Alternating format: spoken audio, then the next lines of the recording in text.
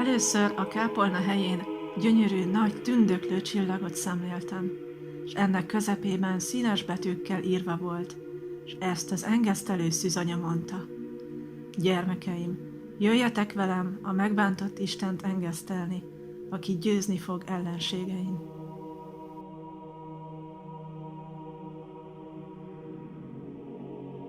Majd ezek után egy csillag alatt másik csillagot szemléltem, és ebben bontakozott ki a kis engesztelő kápolna alakja.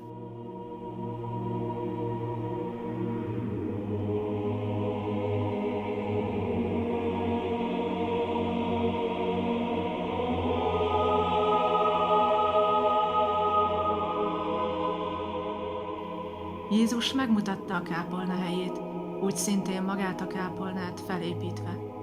Kívül nagyon egyszerű, belül azonban tündöklően szép volt, olyan, hogy emberi kéz sohasem fogja tudni utánozni.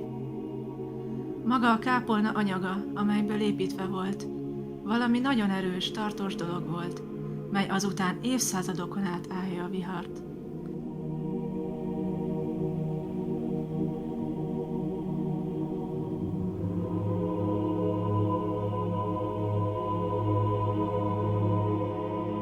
A kápolnának egyszerű, de nagyon csinos kis tornya volt, egyetlen haranggal.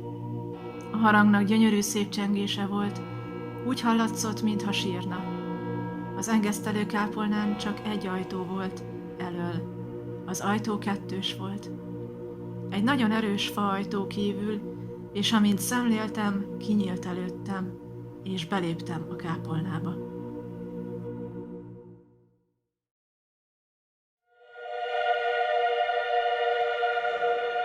A külső ajtón, a rácsajtó fölött Jézus szavai voltak olvashatók. Jöjjetek ide, kik bűnben vagytok, és meg fogtok térni. Előttem kinyílt, és bementem a kápolnába.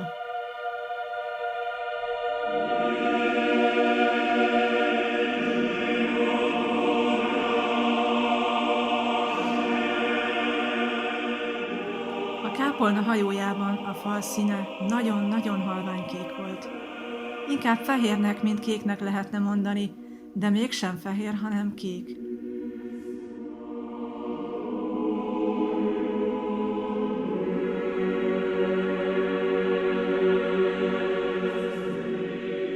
A boltív közepén a Szent Háromság képe volt festve, valami gyönyörű szépen.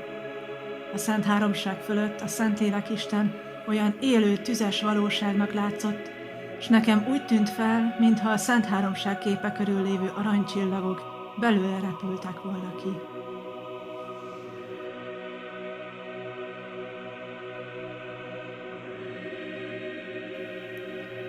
A kápolnának két oldalán három ablakot szemléltem, amik színes üvegekkel voltak üvegezve. Az egyik szín egészen piros, a másik egészen fehér, a harmadik egészen zöld volt. Ezekben a színes üvegekben a magyar szenteket szemléltem. Szent Mihály arkangyal alakja a csillagban a kápolna bejárata fölött volt. A kápolna boltíve a szentélyben az oltár fölött úgy volt építve, hogy mintegy a magyar szent korona tartotta.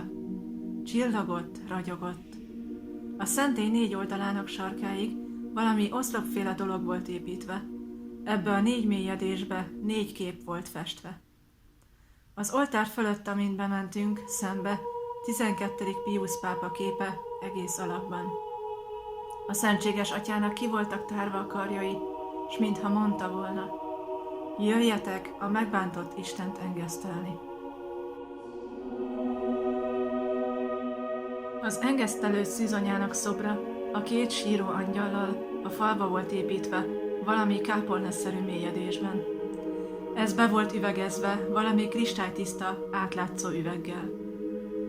Az üvegezés rámája csillag alakot mutatott, ami aranyszínűre volt festve, és belőle sugarak jöttek ki, mint a monstrancia sugarak. Gyönyörűek voltak, vakító fénnyel.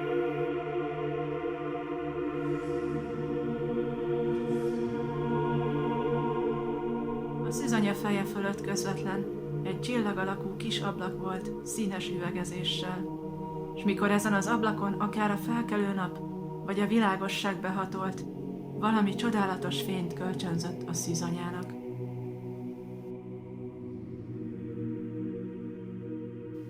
Az oltár felett közvetlenül, de a csillag alatt gyönyörű feszület volt. A korpusz rajta majdnem embernagyságban, csupa vér és iszonyú szenvedő alakban. Ezt a szenvedő Jézust jöttünk oda engesztelni.